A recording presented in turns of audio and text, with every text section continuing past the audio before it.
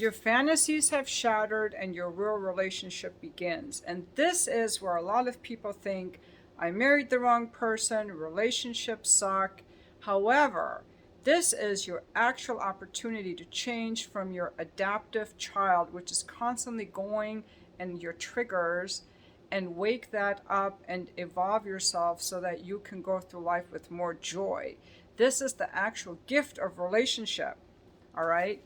So when people first meet, they're in the harmony phase. So a relationship has three phases that you're constantly going through: harmony, disharmony, repair, whether with your children, your baby, or your partner. So you first meet someone and you think they're so wonderful and they're your soulmate and it holds all these promises and they're going to give you all the things that you didn't have, and adventure and excitement. And then eventually, it could be a few months in or 3 years in, reality hits. You have a child, the excitement has gone away, you're hit with the mundane tasks, you've done everything already, and now it gets boring, or someone has an affair, or you realize they didn't really pay their bills on time and they have like, this is a real part of relationships, but this is your opportunity. So the harmony phase is called love without knowledge. The disharmony phase is called knowledge without love. And you have a phrase that's called normal marital hatred. There is nothing wrong with you when you hate your partner. Now, this is where a lot of couples fall apart. They stay in that space. They don't know how to repair. And repair is where the magic happens. That's where you grow, not just as a couple, but in yourself, because you learn what is in your way, you make the implicit explicit, and you actually have a memory reconsolidation in your brain where your adaptive child is pacified, so you don't have to consciously, mentally keep doing that work. You wake up to what your adaptive wounded trauma reaction is, and you shift it through an insight or through inner child healing, and you come from this new space. And that is why I love doing this work so much. So let's continue. In this example, we have a couple. The woman is Angela. Her adaptive child has learned, I don't make any requests, I don't make a sound, I am passive. If I stay passive and accommodating, I will be safe. And Mike, I don't know what Mike's stance was, I don't remember, but he was having an affair.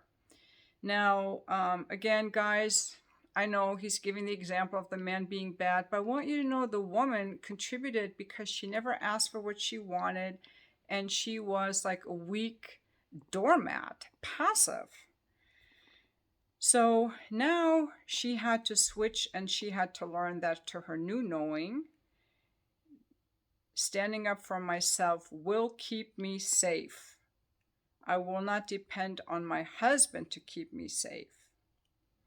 And so this is where the repair can happen. It's the final cycle of harmony, disharmony, repair, and it's called knowing love. You are utterly aware of your partner's failings and shortfalls. You know, the affection that's too small, the temper that's too big, the stinginess, the impulse to control, and yet you choose them anyway. What the relationship gives you far outweighs what it lacks. Our culture is really infatuated with the harmony phase of a relationship and the idea that a good relationship has no conflict. It's always harmonious. That is a myth. And also that people think if I have the perfect partner, they will never upset me. They will always love me when I can't love myself. But the actual power of a relationship, the bonding, happens in the repair phase. And that's also why parents shouldn't be helicopter parents, because your children learn resilience through harmony, disharmony, and repair, where you're there holding them and being with them while they're repairing their relationship. The important thing in a relationship is to repair. And actually, it's okay to have a lot of disharmony as long as you repair the disharmony. Like you can have 70% misalignment to 30% alignment as long as the misalignment gets repaired. Again, I'm not going to make my 5-minute deadline. I had dreams that were too big. But the key lies in the felt experience of safety. So you're not going to wall off and abandon me, nor will you intrude and try to control me. So safety is when there is an absence of an agenda and the absence of judgment. I will neither intrude nor disappear. So partners and couples can co-regulate each other. And so the repair process is super, super important. That's how you build your bond with your partner and do your own personal development in a relationship. And let me finish with this. As hurt, and just remember that you love this person and you kind of want to say to your woebegone partner, no matter how angry you are, why, yes, you can be a real jerk sometimes. Oh my God, there are times I'm not sure I even love you anymore, or you me. But for goodness sake, don't just stand there in the doorway, sopping wet and cold. You know you can be such a disappointing, hurtful, imperfect mess sometimes. But hey, it's okay. I'm almost as imperfect as you are. What are you waiting for?